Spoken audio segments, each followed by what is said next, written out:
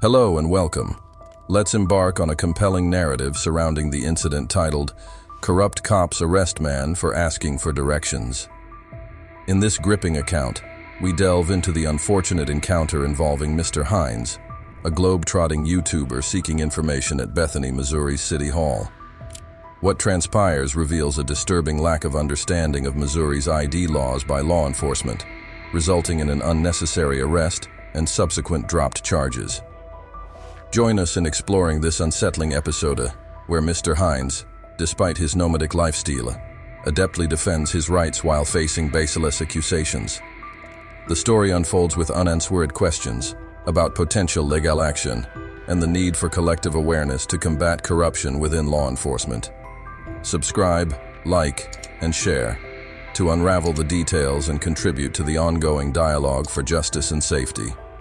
Released on November 2nd, 2021, the video documents the experience of Travis Hines, a globe-trotting YouTuber and avid urban camper who visited Bethany, Missouri's City Hall to inquire about local parking conditions. Yeah, I'm having difficulty with the parking. What do you mean parking? Where's the sections for the 2 hours? Because I'm a little confused. I was going to choose some spots around the library. I want to go to the library. But there's these 2 hour parking spots. And does anybody ever have problems with parking around here? No. Oh, okay. Well, I feel very unique in that matter because I'm really I'm really confused. Can you direct me to the person I need to talk to about the parking situation? Well, if you have a problem with the Yep. parking situation, Yeah, because I don't know. Cause I'm parked right in front of City Hall. I can tell you. Is that a problem with the 2 hour parking in front of City Hall? I don't know where you keep coming up with this 2 hour parking. I saw 2 signs. Do you need me to show you a picture of that? No. Like Are that. you pranking me right now, or are you really serious? I don't I'm think just asking. I get the impression you don't realize how bad the streets are and the parking is. Then you're not really you're not Where are really. you from? Expressing concerns about parking signs near the library, Mr. Hines found himself in a legal predicament involving law enforcement. Officer Harris from the Harrison County Sheriff's Office intervened, instructing Mr. Hines to sit down, prompting a legal debate revolving around the Fourth Amendment. Up north in those cities that I've been to, I guess I got called, or you guys are just here for me? Yeah, we're here for you. Okay, all right. I'm not. You wanna sure direct- If he's pranking me, if he's pulling my leg, or if there's something wrong. He's very concerned about the parking. And we're gonna get a photo. We've got a GoPro on our chest, so we're obviously Hey, recording. why don't you have a seat right here? Have a seat. Yeah. What's We're it? gonna go talk to them in the back and find out what's going on. All right. Well, just Okay. all right. Yeah, because you didn't hear the conversation, so. No, but we'll talk to you too, so.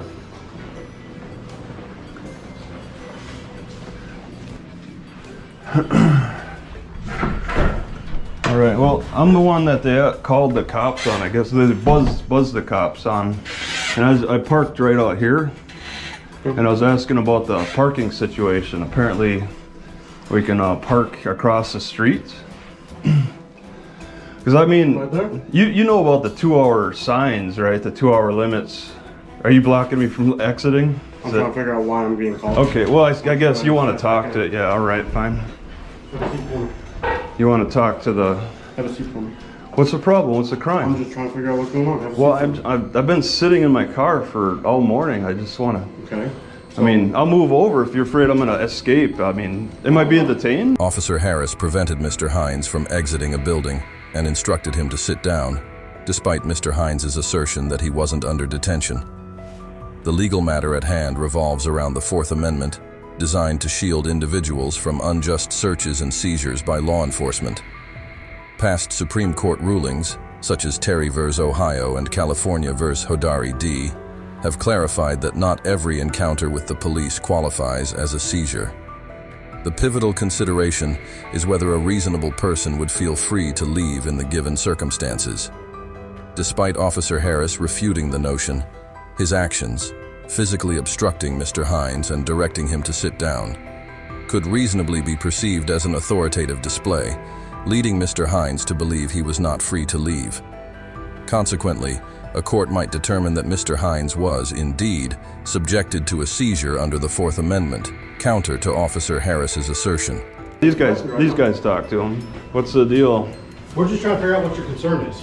Okay, so she gave her side, and you got a full scope of what she said. No, I'm asking you what your concern is. Why you're... No, are you satisfied with her story, I guess? I guess, yeah. Okay, well, yeah, so you understand where she's coming from, and my side is I'm interested in finding a good parking spot. Okay. There's 2 lots right here if you're looking for on-square. Yeah, and if we could walk out there, I mean, I'll show you where I'm parked. But where were you parked? Yeah, I'll show you. Just show me right here. Am I being detained for a crime? We're trying to figure out what's Well, going then on. it'd probably be easier to like point from the closer area to this parking where I'm at and where I can park outside. You guys prefer to talk inside? Yeah, It's cold outside. Oh, it's because, okay, well, that's reasonable. we're not sure what your concern is. This is a 2-hour parking. I'll get a ticket for 2-hour parking. You know what? Get a ticket for 2-hour parking. Okay, so I guess I didn't ask the question directly. Will I get a ticket for parking longer than 2 hours? The answer is no. Okay, well then that settles it. All right. Do you have Hey, your what- driver's license on you? What's Driver's license? what is it? So I can identify you. Make sure you don't have any warrants. Well, I mean, first we have to establish a crime. No, I don't. Yeah, that's Making contact with you is good enough. I've been yeah, that's calling fine, here. and you I've been can make calling here. contact. Hey, I've been calling here to make Harris? contact with you. Okay. Officer Harris. Well, who's the If caller? you're failing, they are. Well, no, they were the buzzer. They buzzed, If right? you are failing to identify yourself to me and not give me your ID, Yeah. I will take you to jail. If you want to... Missouri possesses such a law, but it doesn't compel individuals to adhere to an officer's request for identification. It is crucial to emphasize that, in specific situations, a mere 911 call might be sufficient to apprehend and identify someone in states where presenting ID upon an officer's request is mandated under reasonable suspicion of criminal activity.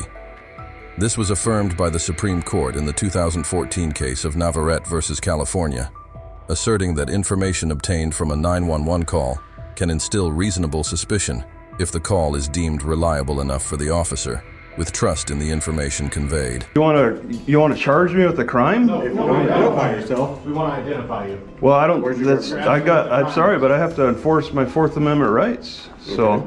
Well, I don't you- understand. you have the right to If you identify think yourself to me. if you so think where's your ID? if you think your prosecutor's gonna back you up on that, they want to follow through on this charge.